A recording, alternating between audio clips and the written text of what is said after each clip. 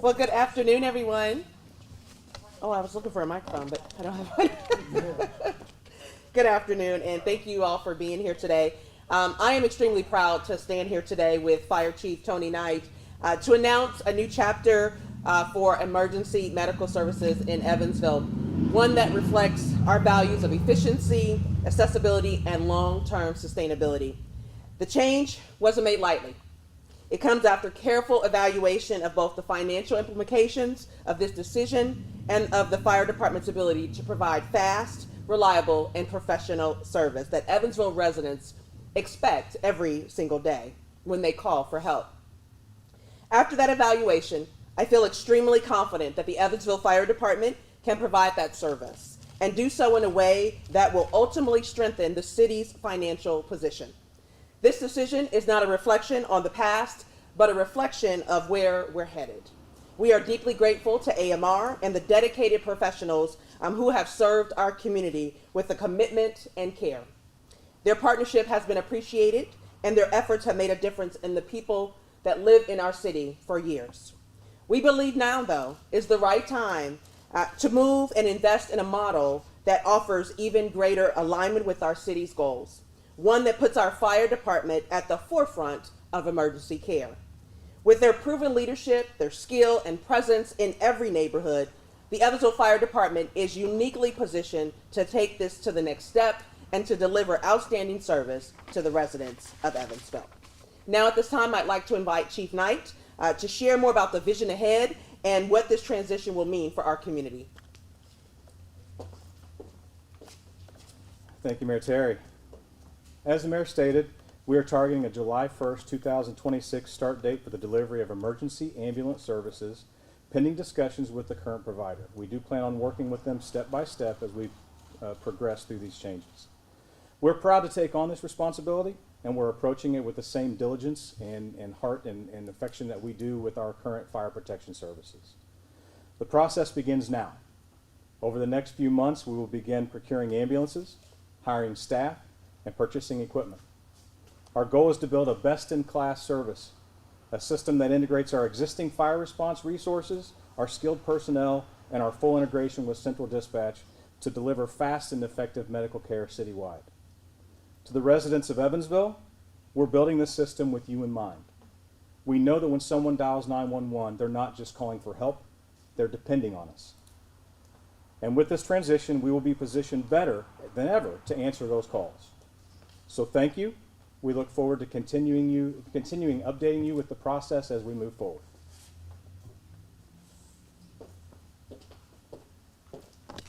Thank you, Tony, and thank you also to members of council who are present with us, Councilmember Allen and Councilmember Mosby, who are, of course, big fans of public safety. And so we appreciate their presence, as well as other fire department leadership that are standing here with us. At this time, we'll open it up for a couple of questions, as I know that you may have a few. AMR has been serving the community for many, many years. Why this change? Can you go into that a little bit more? Yeah, I think it's really for us, it's really about long-term success. This is part of, I think, a broader effort for us to modernize city services. It also ensures that public safety really is better integrated and adaptable. We're, in terms of working with other public safety officials, and then also it allows for EFD to kind of build up on its current strengths from its leadership, from citywide coverage that we already have, as well as they have a trusted presence in this community, as well, highly trained personnel. It's a win for our city for us to make this transition, and again, we thank AMR for the years of service that they've offered, but this is a game changer for us, and we're really proud to make this transition. How long is this transition exactly going to take? Sure, I'll let Tony share that. So with any type of transition of this magnitude, there's going to be a length of time that we have to develop and to get our protocols, our policies, our procedures, and the equipment. The equipment, you can't just go to Walmart and pull it off the shelf. It's going to take some time to get this in. So our projected date of going live is July 1 of 2026. So if you do the math, that's about 14 months of transition period. Have response times been an issue at all with AMR? Oh, we're not going to talk anything about specifics with the current service provider that we have, or the specifics about the providing that we're going to be able to offer. We just feel that with the integration of the EMS system into the current fire service, it offers us an opportunity to offer the best service available to the citizens for the tax dollars that they're paying this fire department to operate. Obviously, you've already talked about some of the necessary supplies that are going to have to be purchased over the next 14 months. Have you guys zeroed in on a cost of what this is going to cost to add this to your service? We absolutely have. So when you take into account all the ambulances and all the ALS life-saving equipment that needs to be purchased, this is going to be around $7 million startup cost. But with the projected revenues, once we go live with the ambulance service, we predict that we were going to be able to pay back that $7 million within 2.5 years. And then after that, we will begin generating revenues to the tune of $3.5 to $4 million that will go into the city's funds to help pay for other city services. How soon do you see that revenue being generated? That would be by year 3. Do you anticipate that, say, current paramedics and such, maybe some of those folks will move from one service to the city service? How will all that play out? Absolutely, that's our hope. We aren't looking to put employees that are gainfully employed right now on the street. We want them to transition over into our service. They've been providing service to the citizens of Evansville for many years. We want to give them a better place, a good solid foundation within the Evansville Fire Department to continue to provide that service. Is there a current contract with AMR that's going to be ending early or not being replenished for another year, or how is that going to work for the city? Sarah, would you like to take that? I will. Okay.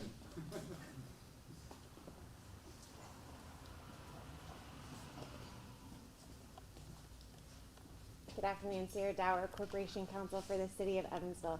There is a current agreement, and according to the termination provision of that agreement, we've issued notice of termination following the terms.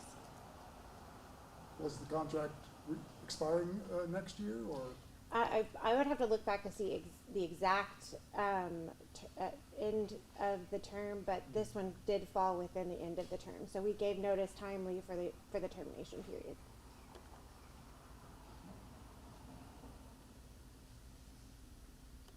How do you guys ultimately see the impact here for care for the citizens of Evansville?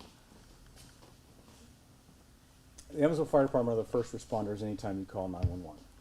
Our crews are getting there to the scene with life-saving equipment and the life-saving know-how and the heart and desire to make a difference within the community every day.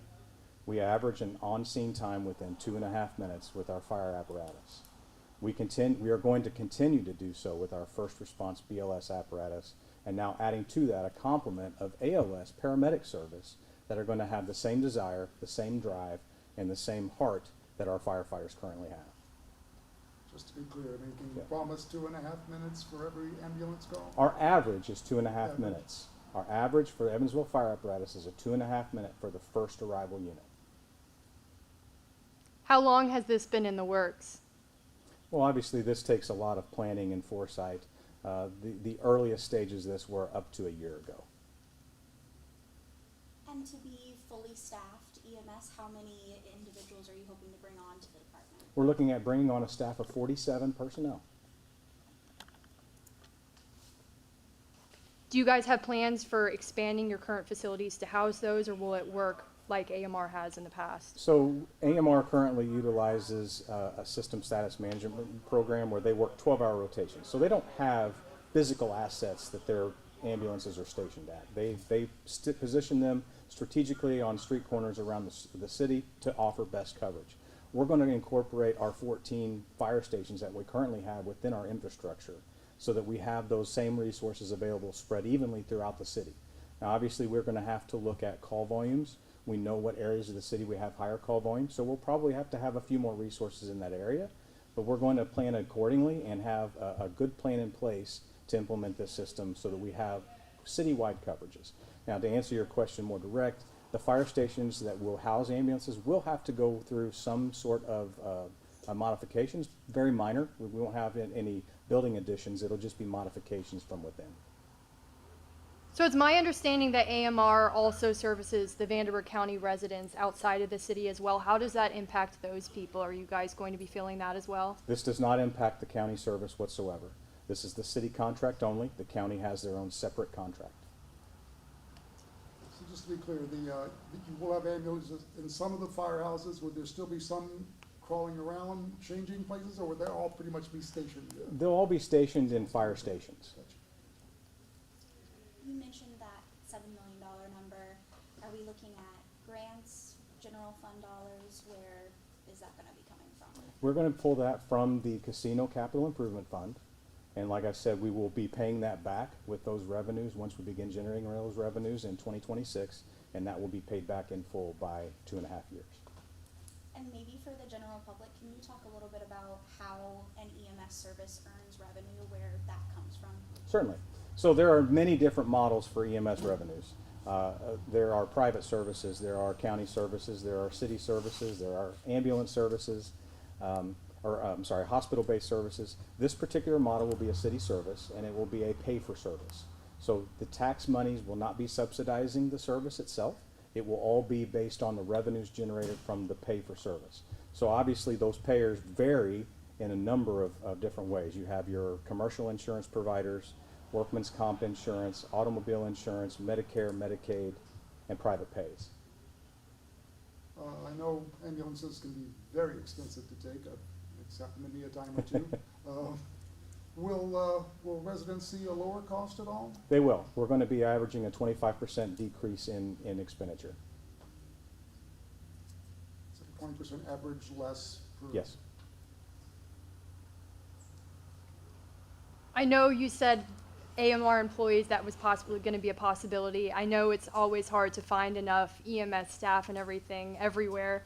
Are you guys anticipating having any problems, filling positions? I can honestly say I do not believe that we're going to have any issue filling our vacancies. We've generated enough of a buzz around the entire area, not just within Evansville, but from the surrounding counties and across the state, that I think we will have applications coming in from all over the state of Indiana. Will additional firehouses be part of the system here? No, sir. Are there still plans for new firehouses? There are.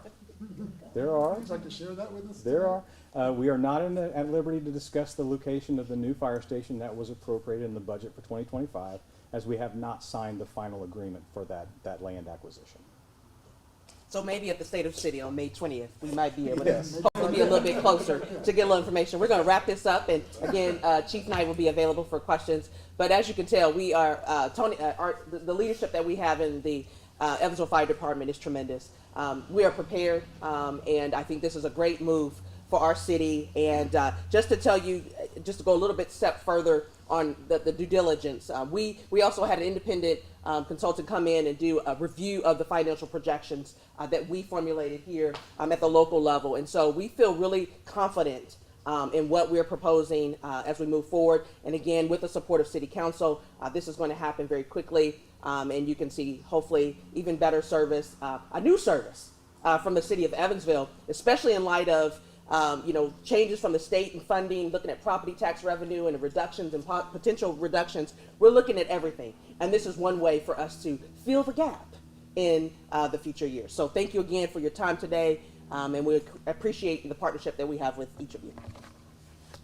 Thank you, Chief. Thank you, guys.